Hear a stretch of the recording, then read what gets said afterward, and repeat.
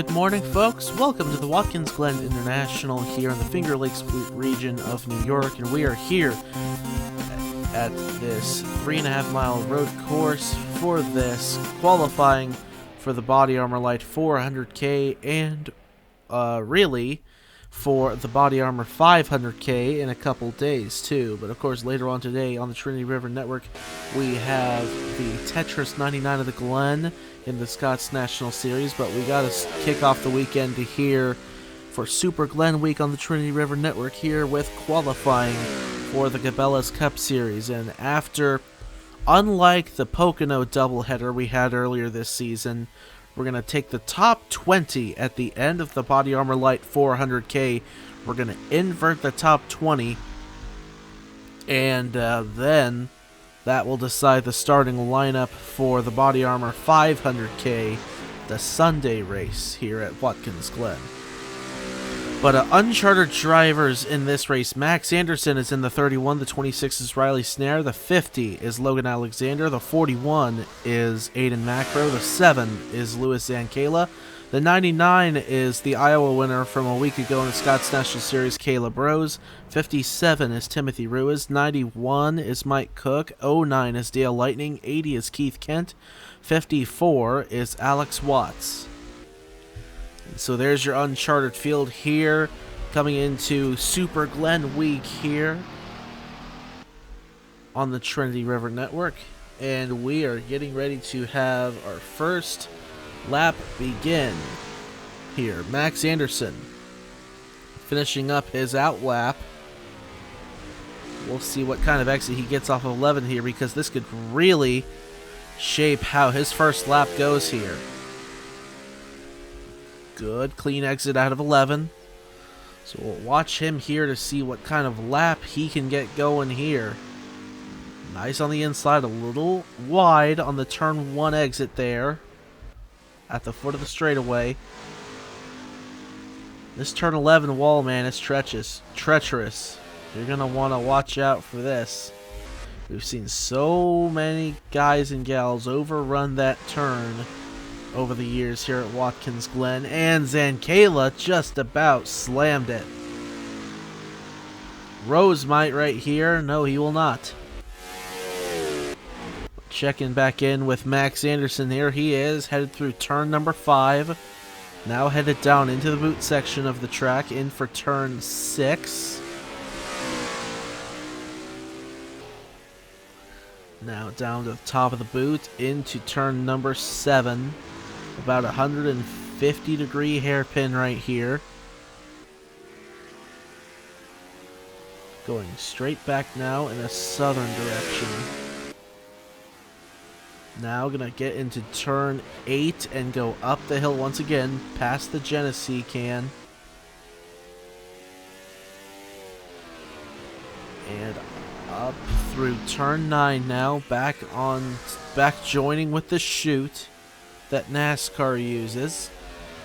Now coming around turn 10, and now with the treacherous turn 11. Gotta be careful not to overshoot here. Did a good job to not overshoot, but what's his lap time gonna look like right here at the line? A 1:46.237, not a bad leading lap. But we will see when everybody else comes around here. Mike Cook and Riley Snare are coming around right now. Riley Snare right to the top of the board. 1:46.096 as Keith Kent slams the turn 11 wall. You see all the damage on the left side of that thing as he just came out of corner number 11. That was his flying lap, so he's working his first timed lap right now. And there's Caleb Rose slamming the wall. As now it is Riley Snare and Logan Alexander listed as 1-2 right now on the qualifying board. Still have not had the 91 of Mike Cook come around, the 09 of Dale Lightning, the 57 of Timothy Ruiz, the 80 of Keith Kent, and the 54 of Alex Watts. As the clock ticks to 0 first, we'll have another minute 45 reset right here.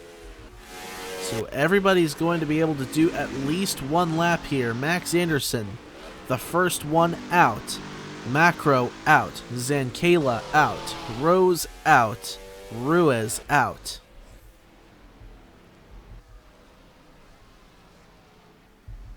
And Ruiz and Lightning coming down the pit road due to their damaged cars.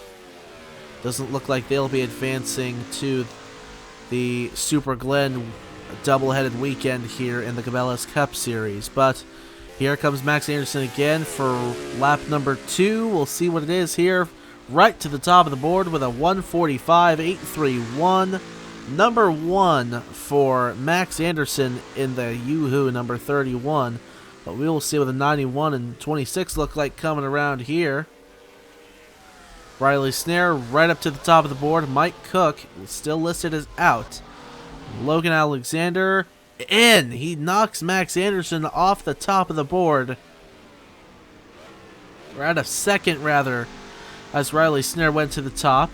1:45.639 for Logan Alexander. We still have 25 seconds left on the timer right now. We could have another reset here as Anderson's going to come around. See what kind of lap he runs this time by.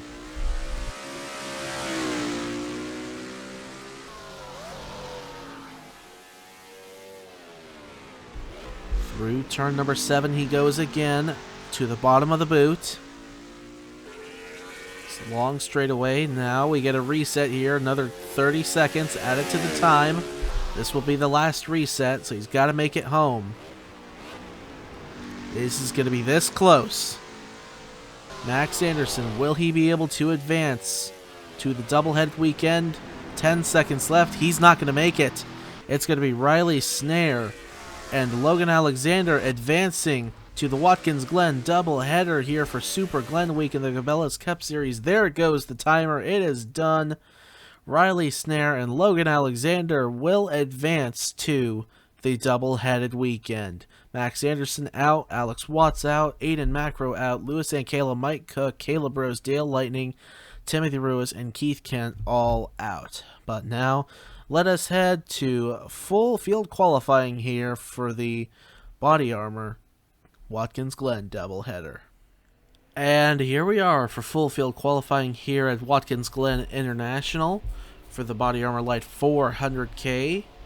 Already seeing some cars come out onto the racetrack. Sophia Fragniti in the 38, Archie Rosero in the 13, a 3-time winner this season, Benny Watson there in the 53, as well as his teammate Daisy Johnson there in the 15.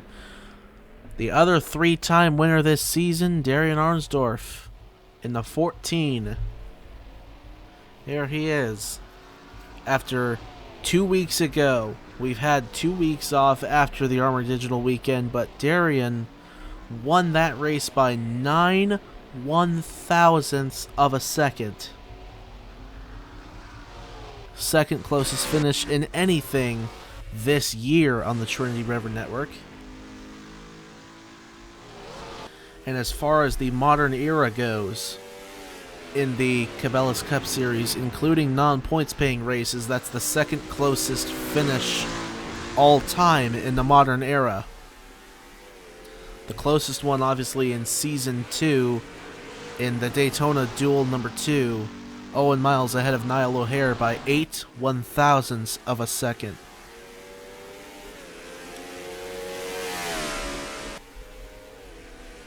So the championship battle really heating up here in the last few races, and we come here to the 24th race of the season. 9 races left coming into this weekend, and we are just getting closer and closer and closer to deciding a champion here in the Cabela's Cup Series for the 3rd season before we move on to the premier sponsor format next year with the Trinity River Cup Series, and this being the only series that we run here on the Trinity River Network. But that's still a ways off, even though it is almost August now. It's July 24th as I'm recording this right now, but it's amazing how quickly the year has gone by, and just thanks everybody for the support all year long, and looking forward to the rest of it here in 2021 and even on to 2022. I'm thrilled to see what's in store. But as they come down the back straightaway into turn number 5, this is the fastest corner on the racetrack right here. But now down into the boot, headed for turn number 6. Watson runs a little wide here on the corner exit. Now down the hill into turn 7. That's a treacherous spot to go off too, but unlike turn 5, there is quite a bit of runoff at turn 7, but now down to turn number 8. This is a treacherous turn too, the Genesee turn 8. We've seen several cars go wide here over the years at Watkins Glen, and that always opens up for quite a bit of exciting overtaking opportunities, whether it ends up in a safe side-by-side or a crash or crash or crunch a bunch, unfortunately, in a lot of cases. But hopefully we don't see anything like that here this weekend. It's going to be a caution-free weekend, because we go caution-free on the road courses to not jeopardize the ebb and flow of strategy in this. And on the board, looks like we have a 13, or had the 13. Yes, we still have the 13 of RJ Rosero, number 1 on the board, 145.869. Josiah Robinson, the 52, 146.081.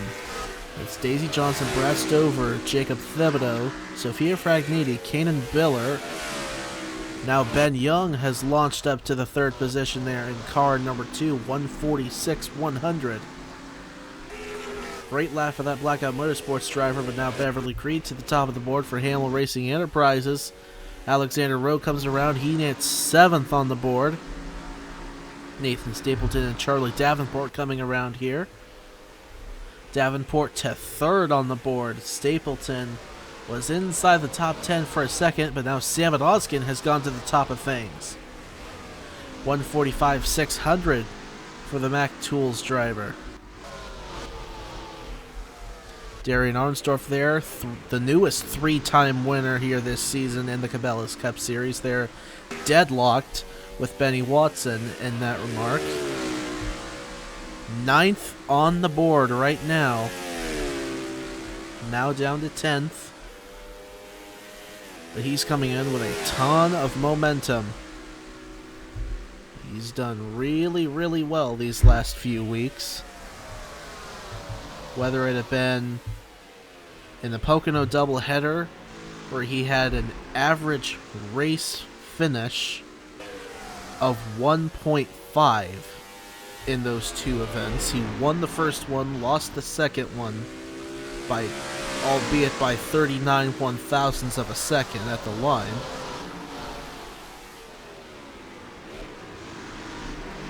But he's had a nice little stretch of races here. It's been enough to get him the points lead.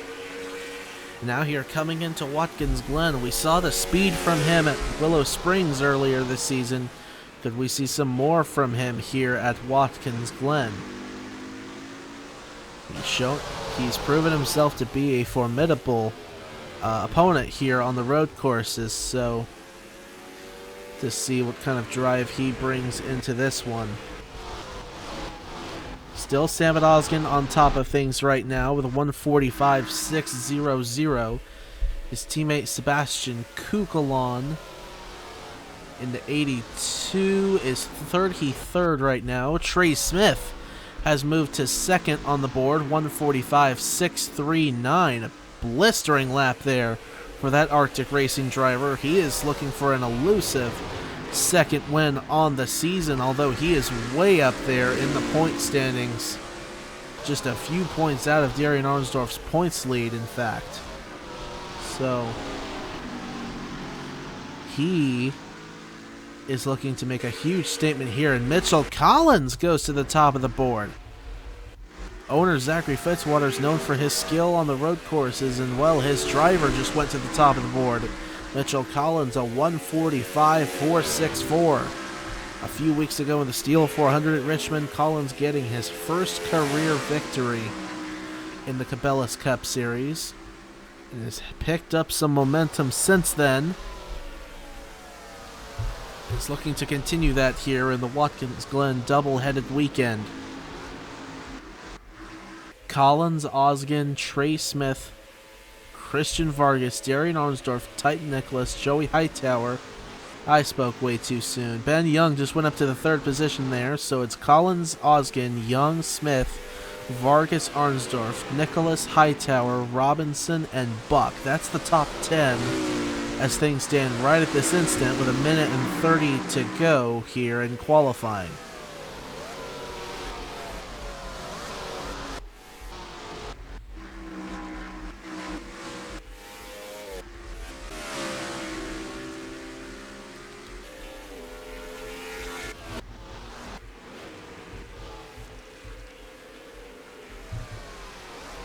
Coming down the front. Oh, Stephen Galone hits the outside wall on turn 11. Coming around that time by. It's not the first time we've seen that in this session. Saw it with Roy Ribbleton earlier. Went up and smacked the turn 11 wall.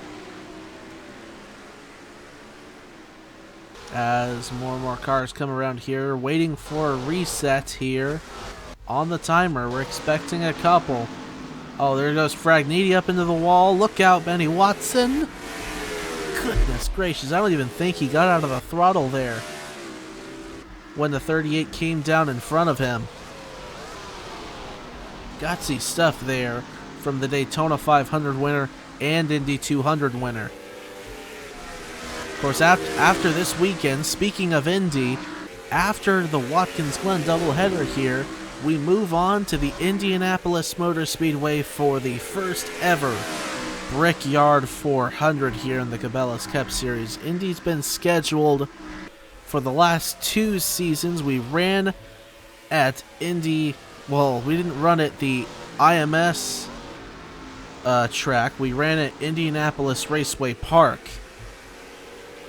in season 1, and that race was dominated by Jared Talmadge, who led 72 of 75 laps, and the only reason, with the exception of 1 lap, that he didn't lead from flag to flag was through cycle of green flag pit stops. The other reason was he got nudged out at the line by Hunter Blade for 1 lap, and that was it on restart. That was it. We didn't run IRP in season 2. We didn't go to Indianapolis at all in season 2. But now the move to the Indianapolis Motor Speedway in season 3, the start of a new tradition here, and a crown jewel coming up in the Cabela's Cup Series. Whoever wins that race will be granted a reserve for next season, and including a spot in Mac Tool's IROC 1, the second to last crown jewel we have this season, the last one being at Darlington, the Turkey Hill Southern 500. 30 seconds remaining now as Mitchell Collins still on top of the board. Dan Park second, Samad Oskin third, Ben Young fourth, Trey Smith in fifth, Christian Vargas sixth, Darian Arnsdorf up to seventh, Titan Nicholas eighth, Brad Crawford ninth, Joey Hightower rounds out the top 10 here at Watkins Glen in BodyArmor Lyte 400k qualifying. As now down to 0 seconds. Is this going to be it right here? No, we're going to have another 30-second reset. Arnsdorf and Buck going at it there side by side by the Genesee can.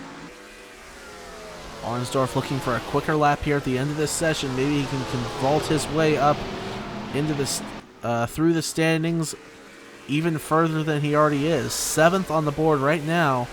7 seconds, he's not going to make it. Oh, and on the front straightaway right at the end of this, looks like Stapleton and Davenport get together, but as the clock ticks down, that's going to be it here. Your pole sitter for the BodyArmor Lyte 400k, it's Mitchell Collins in the 59 ahead of Dan Park, Samad Oskin, Ben Young, Trey Smith, Christian Vargas, Darian Arnsdorf, Titan Nicholas, Brad Crawford, and Joey Hightower. That is the top 10 here at Watkins Glen, and looking through the standings here, I don't see any ties, so I don't believe we have any tiebreakers to worry about. So, slowest lap time goes to Ryan Durrani, a 1:52.946. Doesn't even look like he made it past a flying lap, so that is extremely unfortunate for these guys back here. 1:48 for Nathan Smith, 1:50 for Roy Ribbleton, 52, and 52 for Logan Alexander and Ryan Durrani, but nonetheless,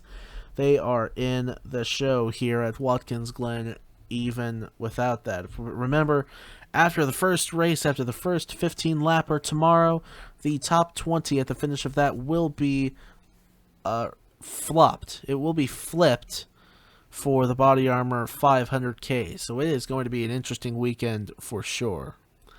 But that's going to wrap us up here at qualifying. Congratulations to Mitchell Collins for earning the pole. We will see you later on today for the Scots National Series, and tomorrow for the BodyArmor Lyte 400k, and Sunday as well for the BodyArmor 500k. Y'all take care, stay safe, and have a good one.